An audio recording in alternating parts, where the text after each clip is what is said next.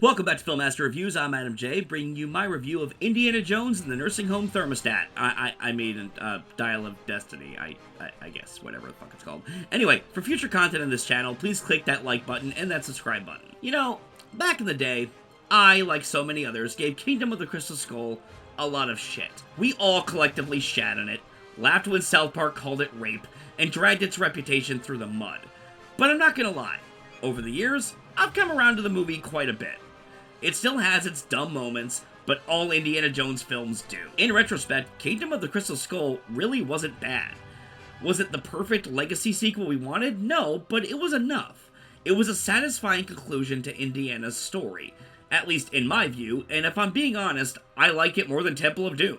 So yeah, because Crystal Skull was deemed by so many to not be satisfying, Disney threw their dirty franchise-destroying hats in the ring and shat out Indiana Jones and the Dial of Destiny. And after seeing it, I can only say this. If I ever hear anyone bitch about Crystal Skull again, I will ninja kick the shit out of them. Yes, Rob, I stole your ninja kick line, don't sue me.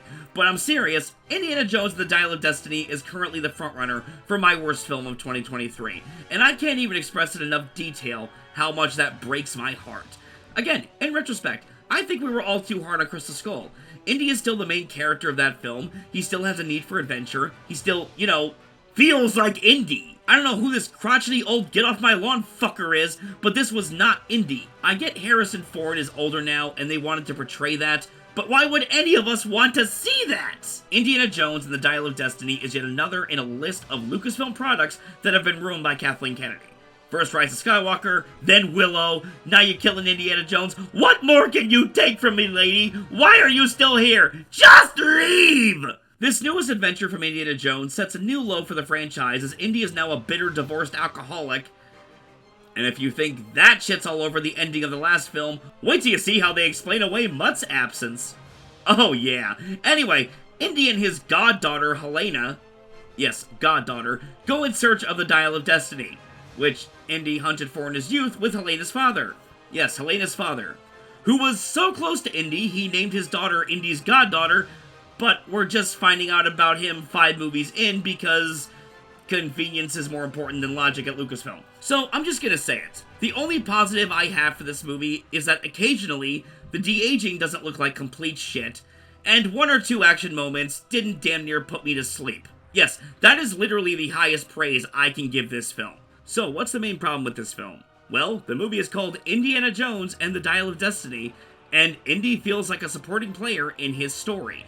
Outside of some flashbacks with some shitty, sometimes unwatchable de-aging effects, Indiana Jones is not the main player in this story. His goddaughter takes up the mantle, and I swear, I will never complain about Willie in Short Round ever again. Not even Willie's excessive whining pissed me off as much as Helena.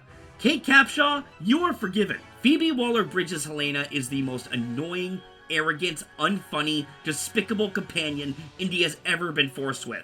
You know, say what you will about Shia LaBeouf's Mutt Williams and Crystal Skull, never once did the character feel like an arrogant, disrespectful asshole. Even when he had an outburst or called Indy Gramps or some shit like that, you got the sense that they were all said in the heat of the moment. And when your surrogate dad has been kidnapped, it's hard to always keep your cool. In addition, they established him as a greaser, so him being a little bit of a hothead made sense. Here, Helena is Indy's goddaughter, she's an absolute piece of shit to him half the time for absolutely no reason, and every time she opens her mouth and demeans our hero, you just want to fucking deck her. I honestly didn't think this actress could get more irritating than she was in Solo. Wait a minute. Wow, was shitting on Harrison Ford's legacy having a 2-for-1 sale, Phoebe? But anyway, here we are. The action in this movie is really bad for the most part. Again, say what you will about Crystal Skull, the action scenes in that, while sometimes ridiculous, were all memorable. When this movie ended, not a single action beat stuck with me.